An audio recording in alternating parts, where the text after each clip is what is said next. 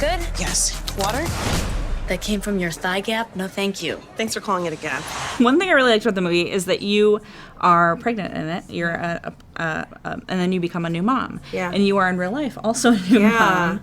Can you talk sort of about like being a boss lady, like figuring out how to like be a working mom, but also how important it is to have that depicted on screen? It was just very wild at that moment because we welcomed twins via surrogate. And so my surrogate was pregnant as I was playing a pregnant person.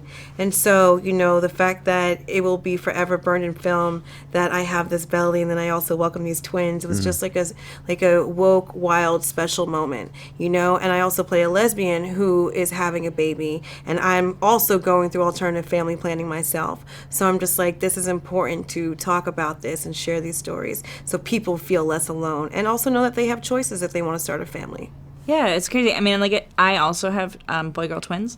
And, ooh, the birth game is crazy. I'm here, I'm feeding a baby, I'm, like, having the other one, like, read a book. It's a lot, but it's so great. It is nuts. And I just think it's crazy to sort of think about, like, well, this is, like, 2019. Like, you can get there all sorts of different weird ways. Yeah. Do you know what I mean? Like, in totally acceptable, amazing ways. Like these assets. Money can really buy happiness. Don't let them tell you nothing else. We are catching up with celebrity chef Sasha Trent and her fiance Brandon Choi. What a great cause, huh? Your character in the movie is this rich, very particular kind of asshole. You watched the movie. Yeah, clearly. How, you know, was there anyone you sort of drew that from, and you obviously don't have to name names, or like kind of experiences that you were like, this is what this guy would do? Yeah, it sounds like you have someone specific. No, actually, I was at the after party last night, and people were coming up to me going, I know Brandon Choi. I know exactly who he's supposed to be. And I was like, really? I'm curious because I didn't model him after anyone specific. I just know the type, you know.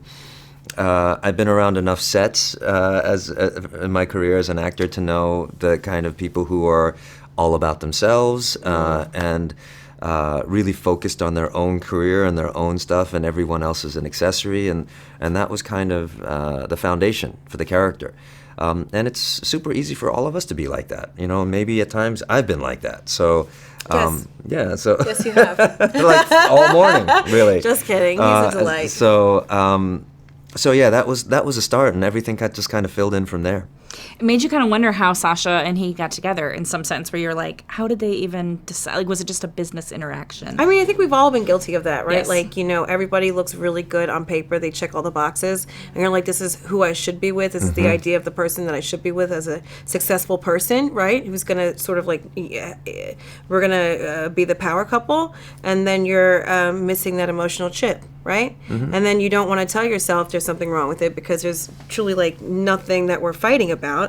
So I feel like that relationship can speak to a lot of people. Is there a movie, like a rom-com, that if it's on TV or, you know, you catch it on a plane or whatever, that you're always going to watch it?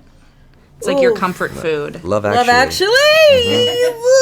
Woo! We watched it together. Absolutely. Ooh, so many mimosas. That and Notting Hill. Give me a Richard Curtis rom-com any day of the week. Yeah. I just got back from London. We just talked about The Holiday, like the whole time we were there. That's a lot of fun, too. Yeah, it's that. good. How to Lose a Guy.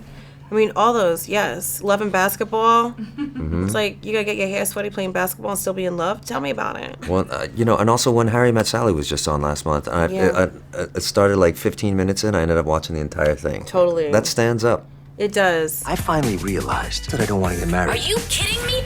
You're a piece of shit! I can tell you're a little... I hope you get malaria and shit yourself to death, you shitty piece of shit! A little softer, please. You are scaring the ghosts.